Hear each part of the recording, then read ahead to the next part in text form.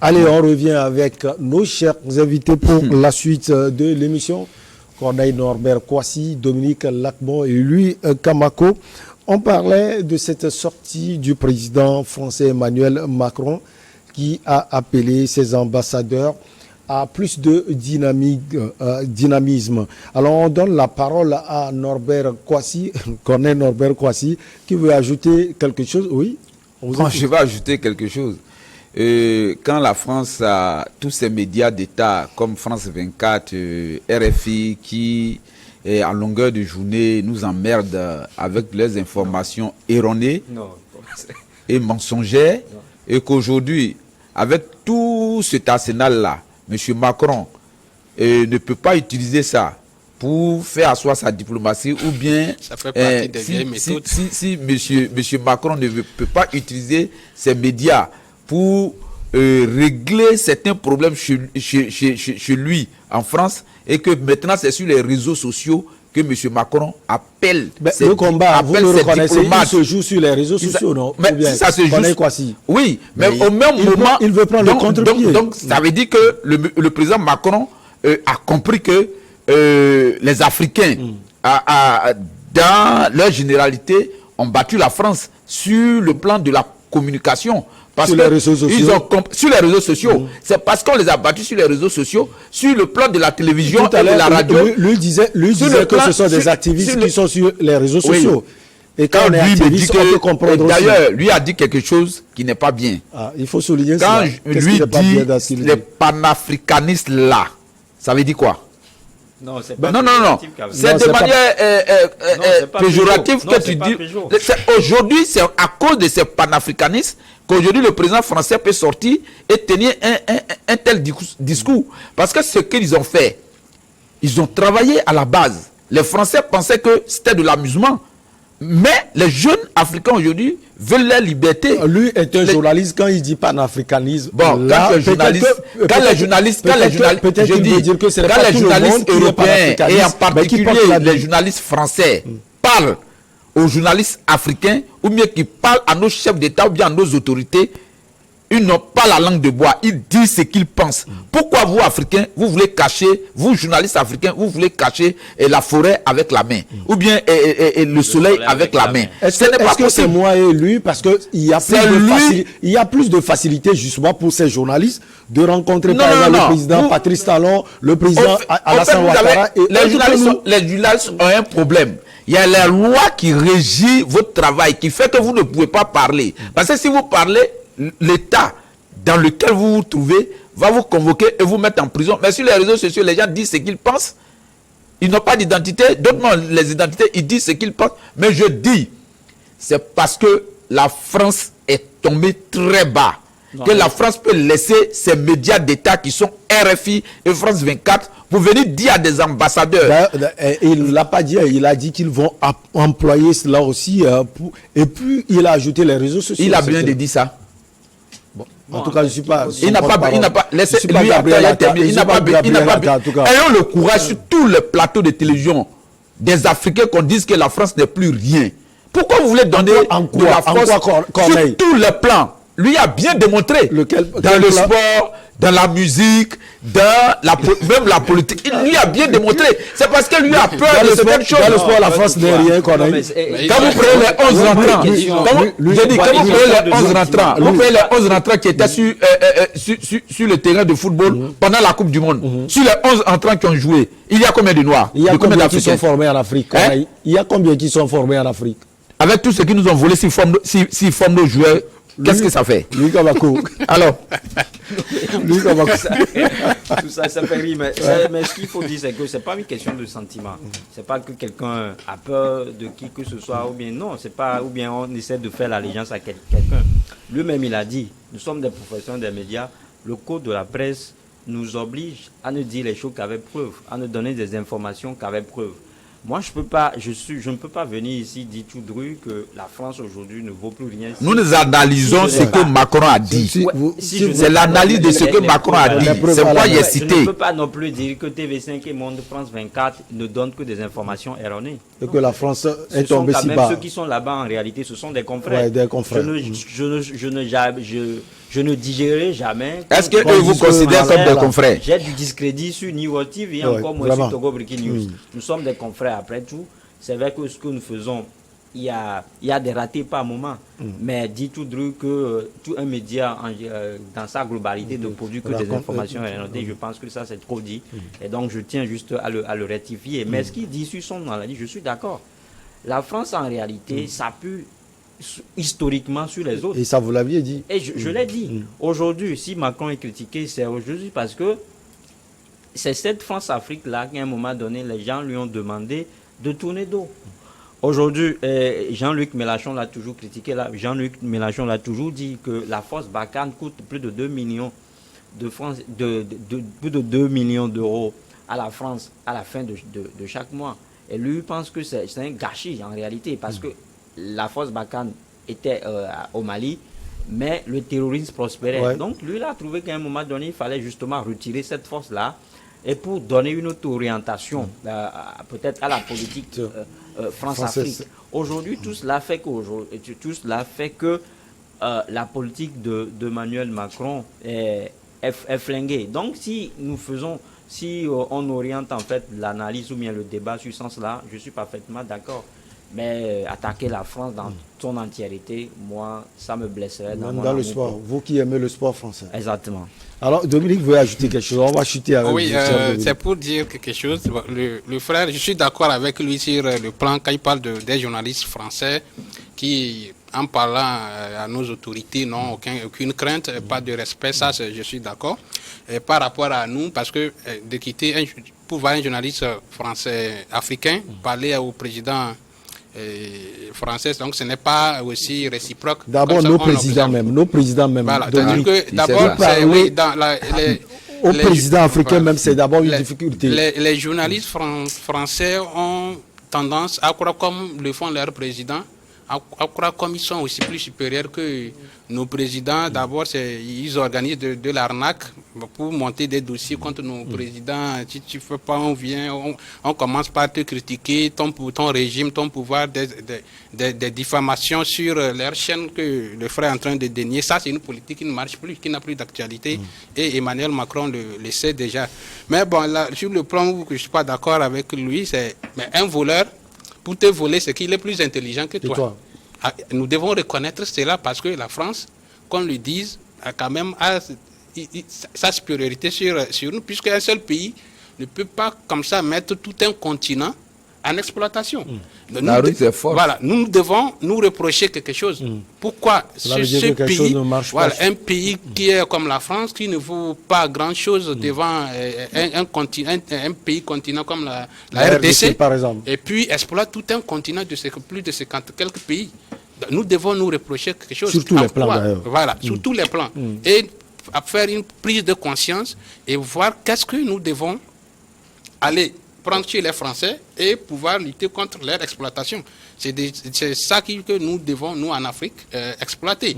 Nous devons faire la culture de l'intelligence artificielle pour vraiment aller contre notre propre indépendance. C'est ce que je suis en train de souhaiter. Sinon, la France, reconnaissons qu'il est quand même supérieur que nous, les Africains.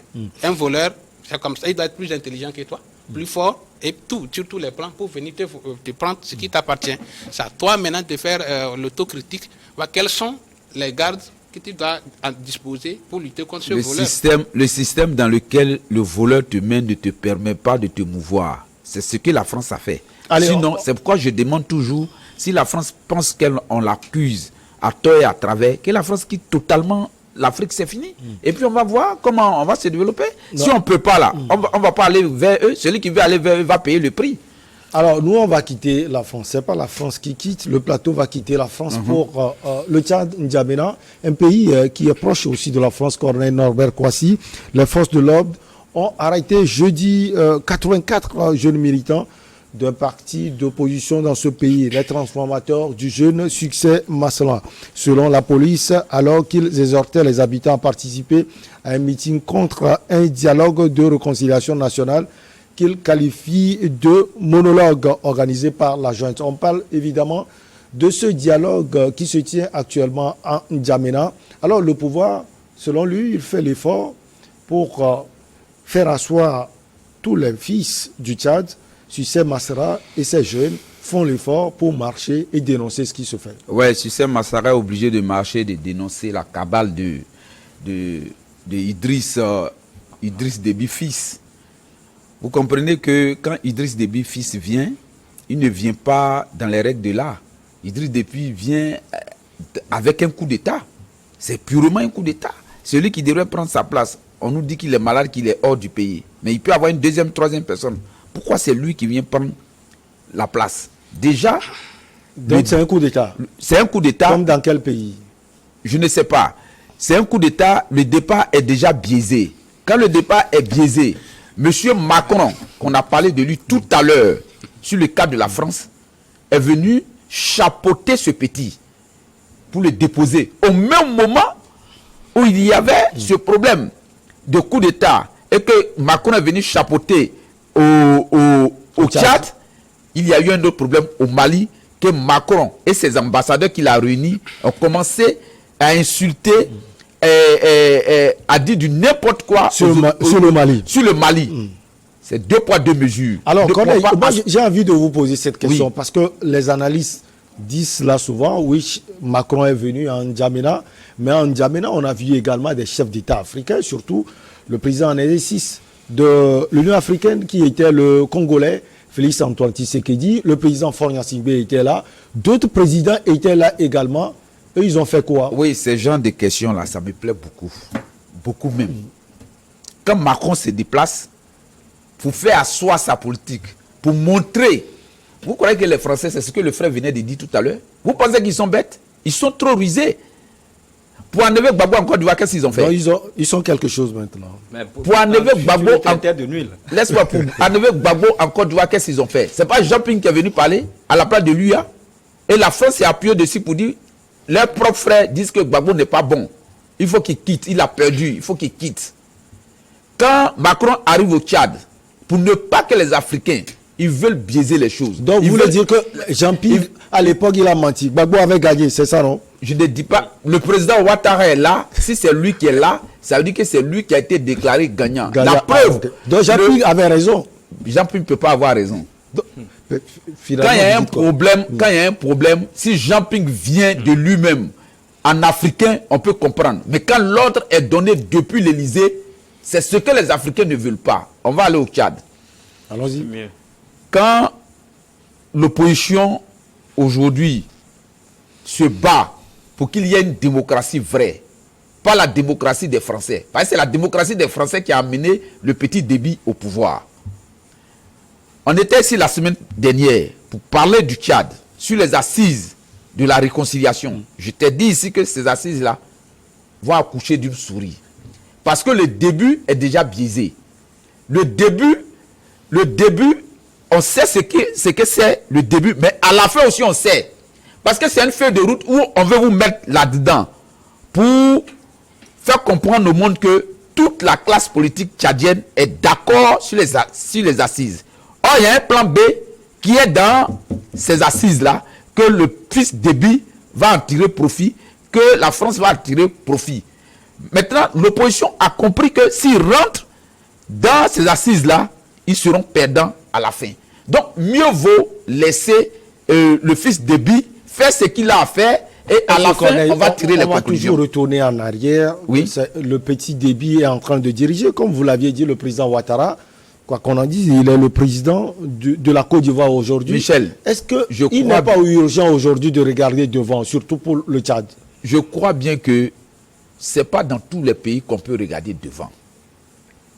Au Tchad, on Nous doit sommes regarder partis derrière. la semaine dernière à Cotonou. Et vous avez vu le travail formidable qui a été effectué par le président Talon et son équipe. S'il y a un tel problème au Bénin, nous, analystes politiques, on peut dire laissez-le continuer parce qu'il est en train de faire un travail de bon. Vous allez dans les pays comme le Tchad où il n'y a pas de route. Les professeurs sont mal payés. Ceux qui doivent donner le savoir... C'est la faute à Mamat Déby? C'est la faute à son père, donc c'est sa faute aussi. Parce que si ce n'était pas sa faute, cet héritage-là, il ne devrait pas prendre.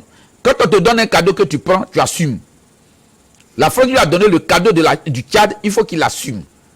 Donc il va assumer à elle les opposants. Ces opposants-là, ce ne sont plus ces opposants que la France peut appeler, que la France peut appeler et puis leur donner des ordres. Ce n'est plus le cas. C'est des gens qui comprennent le fonctionnement du monde, la géopolitique. Donc la France ne peut pas avoir une emprise sur ses opposants et Mamad Déby aussi ne peut pas avoir une emprise sur ses opposants. Alors Luc Kamako, ce qui est ahurissant, au même moment on parle de dialogue national, dialogue inclusif, on fait arrêter des opposants. Est-ce que ce n'est pas une méthode contradictoire? Oui, c'est vraiment contradictoire parce que les dés sont pipés depuis. Et ça, Corneille l'a dit. En fait, je partage en partie son analyse, hein, sauf que, vous m'excusez, il met trop de passion là-dedans. Il met trop de passion parce que ce qui se fait au Tchad... Je suis passionné de l'Afrique. Ah d'accord, tant mieux. Ce qui se fait au Tchad, on sait que c'est la France qui est derrière. Et cette analyse-là, je l'ai fait ici à plusieurs reprises. Ouais. Parce que ce coup d'État constitutionnel coïncidait en quelque sorte avec le coup d'État coup d'État militaire au Mali. Mais on a vu quelle était la réaction de l'État français. Ouais. Voilà, l'État français a plutôt soutenu le fils Mamad Déby en l'intronisant au pouvoir. Au lieu qu'il demande en fait à Mamad Déby de laisser le pouvoir à celui à qui cela revenait de droit, justement au président de l'Assemblée nationale. Qui était malade. Il était malade, mais comme quelqu'un l'a dit, je pense que il y a toujours quelqu'un, quoi. C'est-à-dire que quand le président de l'Assemblée n'est pas là, il doit avoir certainement quelqu'un pour le remplacer. Mais ça n'a pas été fait. Ça n'a pas été fait. C'est un coup d'État constitutionnel que la France a validé. Ce qui a d'ailleurs justifié la présence d'Emmanuel Macron aux cérémonies funéraires de Idriss Itno Déby. Et d'autres présidents africains. D'autres présidents africains, ça c'est normal. Ça c'est tout à fait normal que les présidents africains soient à cette cérémonie-là. Et donc aujourd'hui... et c'est normal aussi qu'ils participent à l'intronisation de Macron, vous voulez dire? Bien sûr, parce qu'il y a une collaboration, il y a une coopération entre les États, il y a une coopération. Je me perds un peu. Mais ce qu'il faut dire, on en était où on était sur l'intronisation de Mamad Déby par le président Macron. Quand on voit tout ce qui se passe, on a l'impression que Mamad Déby gouverne le pays par procuration. Parce que tout ce qu'il dit, ça vient de la France. Ça, je peux le dire. Et on peut le dire, tout le monde peut le dire, parce que ça saute aux yeux. Tu as les preuves, bien sûr que j'ai les preuves, mais heureusement que je n'ai pas... C'est pas à toi d'exhiber les preuves. Donc, vous voyez aujourd'hui ce qui se passe. Donc, c'est ce qui fait que des opposants éclairés, des opposants avisés, comme... le président des transformateurs ne veut justement pas s'associer à cette comédie. C'est ce qui se fait aujourd'hui. Quand vous voyez ce qu'il demande, est-ce que ce n'est pas légitime? Il demande jusqu'aujourd'hui qu'il y ait une reconstitution ou bien que la charte de la transition soit réécrite pour qu'on incluse en fait cette clause de non-éligibilité des militaires. Des militaires, en fait, de ceux qui sont actuellement, ceux qui dirigent aujourd'hui la transition et la mise en place d'un autre comité d'organisation du dialogue. Juste parce qu'on n'a pas confiance à cette junte, on n'a pas confiance à ces militaires-là qui dirigent le pouvoir. Il faut qu'il arrive à paraffer un test reconnaissant en fait qu'ils ne participeront pas aux prochaines joutes électorales. C'est tout ce qu'on lui demande. C'est tout ce que les transformateurs demandent. Je pense qu'aujourd'hui, ce n'est pas sorcier. Pour un État responsable, pour un successeur d'un président dictateur qui veut justement le bonheur de son pays, c'est la moindre des choses, c'est la moindre des recommandations à mettre en pratique. Parce qu'aujourd'hui, quand on essaie d'arrêter les gens, parce qu'ils sont en train d'appeler à manifester, qu'ils sont en train de sensibiliser les populations à venir contester un dialogue qui est un mort-né. Et je pense qu'on est en train d'envenimer la situation. Parce que le calme qui est précaire aujourd'hui, au Tchad, c'est un calme précaire. On ne doit pas essayer de faire encore couler de sang. Il va falloir que le président se montre responsable et qu'il essaie d'être attentif envers tout le monde. Alors, Dominique Lamcmont, dernièrement, on a vu la mobilisation de la société civile au Wakitama. Cette fois-ci, c'est Sucem Masra et ses amis de lutte qui marchent et qui appellent les populations à sortir et à manifester contre ce qui se fait à N'Djamena. Ils ont été arrêtés. C'est le sujet du jour. Vous, que pensez-vous de ces arrestations? Oui, je pense que le président Idriss Déby est dans son rôle. Avant de me pencher sur cette question, je reviens sur les interventions des uns et des autres ici. En fait, moi, je ne vois pas le problème tchadien comme les autres le voient en lien avec les autres coups d'État militaires qui se sont passés au Mali, en Guinée, au Burkina Faso. Tous ont été des coups d'État. Ah oui, mais pour le cas du Tchad, c'est un peu différent. Ouais. C'est un président qui est mort sur le champ de bataille. Il fallait gérer une situation d'urgence. Comme le président de l'Assemblée nationale avait dit. Il n'a pas les forces pour gérer cela. Ce sont les Tchadiens qui sont dit qu'ils ne sont pas ceux qui devaient en principe, selon la Constitution, prendre le pouvoir. Prendre le pouvoir, c'est déclarent, disent non, qu'ils ne se sentent pas compétents vu les mesures sécuritaires. Et le président de l'Assemblée l'avait dit. Le président de l'Assemblée nationale est conscient. Moi, je l'ai écouté. Il a dit. Ce que Dominique a dit, il a dit. Non, le président de l'Assemblée nationale est conscient que le jour Idriss Déby arrivait à mourir, c'est lui qui devrait prendre sa place, n'est-ce pas? Et il a accepté ce poste-là. Il a pris l'argent des contribuables pendant des années et des années. Et le temps arrive pour que l'argent que tu as pris, tu puisses le monnaie maintenant aux yeux des Tchadiens. Et tu dis non, que tu ne peux pas parce que tu es malade. Tout ça, c'est la cabale de la France. Et moi, je ne vois pas la politique de la France pour le moment impliquée au Tchad. Moi, je tiens le contexte africain. Les Tchadiens se sont dit, non, vu le contexte, moi j'attelle à leur déclaration, puisqu'on n'a pas vu un Français derrière le président de l'Assemblée nationale tchadien. Du moins, celui tenir le coup et dire ceci. Je m'attelle à leur déclaration qui dit, vu la situation actuelle, nous nous sentons incapables et on peut confier cette gestion de transition aux militaires. Les militaires sont concertés et c'est tombé sur le fils de Mahamad Idriss Déby. Je ne sais pas si c'est. Je sais pas si c'est. Il porte le chapeau du fils de l'ancien président qui fait problème ou bien si ça serait un autre militaire, est-ce que les Tchadiens allaient accepter? Parce que ça, c'est un autre cas. Parce que c'est ça aussi le problème, le fils de l'ancien président. Mais c'est pas. En fait, si le président n'est plus, peu importe la personne, si les Tchadiens sont décidés. Quel Tchadien qui s'est décidé? En fait, quand il y a une situation qui s'impose, il y a quand même des gens, et surtout l'armée. Quand on dit les civils disent que les tests que il a parlé des tests, Corneille. Celui qui doit prendre le pouvoir, il dit je ne peux pas. Je ne peux pas. Et le second? Peut-être les disent, ils se sont incapables. Personne n'a contesté. Oui, comment ils se sentent incapables? C'est pas incapable, ils disent. C'est ce qui s'est passé. C'est ce qui a été fait. Si nous allons laisser terminer, s'il vous plaît. Il va chuter. Ceux qui devaient, selon la Constitution, remplacer monsieur le président Idriss Déby, se sont déclarés incompétents. Donc, il fallait gérer une situation. Sous le coup de la pression. Moi, je n'ai pas vu la pression. Et puis, le conseil militaire se sont réunis pour choisir un. Mais que ce soit qui, mais c'est tombé sur le fils de l'ancien président. Ce n'est pas parce qu'il est fils de l'ancien président qu'on pense qu'il est illégitime pour gérer. Et vous avez voulu aborder un autre prisme. Oui, qu'on ne doit pas l'accepter. Moi, sur ce plan, je ne suis pas d'accord.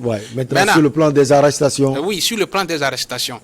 Lui, à son arrivée, même si, comme l'autre l'a dit, que c'est le truc de son papa, on doit le chapeauter, c'est là, moi je ne suis pas aussi d'accord pour ça. Il a essayé d'organiser quelque chose. Maintenant, il essaie d'aller vers les Tchadiens. Voilà, et j'ai pris le pouvoir. Je veux que nous essayions pour discuter. Mais quand, au début, on veut des préalables pour dire non, qu'il déclare si il va être président ou non, l'autre fois je l'ai dit. C'était trop facile à faire quand même. C'est trop demandé de lui dire. C'est comme, il y aura plus de discussion alors. Allons aux discussions et l'imposer dans beaucoup de discussions. Nous ne voulons pas ici. Et ça. Mais rester à marge de ce dialogue et appeler à la manifestation, c'est ce qui est arrivé. L'autre fois, je l'avais dit ici. La course-poursuite, on en est arrivé. Et ils parlent de 83 et selon la police, et puis les manifestants parlent de 91 arrestations. Mais c'est les jeunes. Vous voyez, donc, moi, je ne veux pas l'instrumentalisation des hommes politiques à la jeunesse. Vous avez un problème. Je me rappelle du message de l'ancien Premier ministre ivoirien. Les politiciens, ils règlent leurs problèmes. Ouais. Mais quand c'est Le feu bon, Ahmed Bakayoko. voilà, quand c'est bon, ils s'entendent. Mais si c'est pas bon, ils utilisent La la jeune. jeunesse. Mais le jour que ça serait bon, mais les jeunes là, où on va les retrouver? Gbagbo, Ouattara et les autres, Bédié. ils sont en train de manger aujourd'hui, mais on a parlé de 3000 morts. Les 3000 morts, là, on va les retrouver où? Moi, je ne voudrais pas qu'on arrive à cette situation au Tchad, que les Tchadiens s'asseyent et trouvent une solution à la Tchadienne. Donc c'est déjà fait, lui, le président. Et le cadre est créé pour le faire. On va marquer la pause pour le journal. Puisqu'on nous attend, on revient pour la suite avec nos chers invités, Corneille Norbert Kouassi, Louis Kamako et Dominique Lacbon.